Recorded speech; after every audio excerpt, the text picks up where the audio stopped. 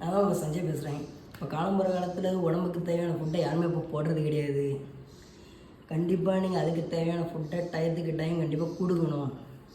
கொடுத்தா மட்டும்தான் பாடி நீங்கள் சொல்கிற பேச்சை கேட்கும். இல்லையா அது சொல்கிற பேச்சை நீங்கள் கேட்கணும்.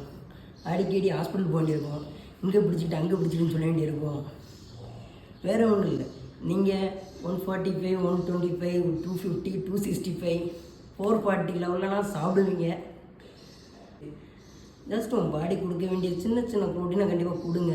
அப்போ தான் ஆகிட்டு 2 வருஷத்துக்கு முன்னாடி உள்ள ஃபோட்டோ இது. ஃபோட்டோ பார்த்தீங்கன்னா இப்போ எப்படி இருக்கேன், இப்போ 2 வருஷத்துக்கு அப்புறம் நான் இப்படி தான் இருக்கேன். இதெல்லாம் நைஸ் ஸ்வீட்டு தான் இங்கே கொடுப்பா மாதிரி போய் கிடக்கு. நடக்கலாம். சின்ன தம்பி பிறந்திருக்கானா, இந்த தம்பியை பிறக்க கஷ்டம்.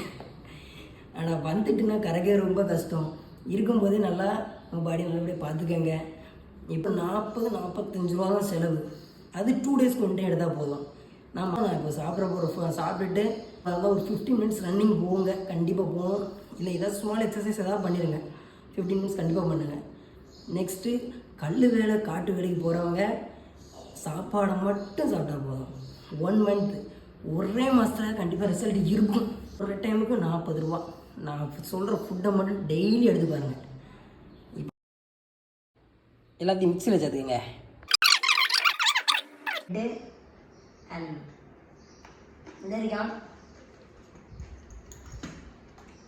and peanut butter.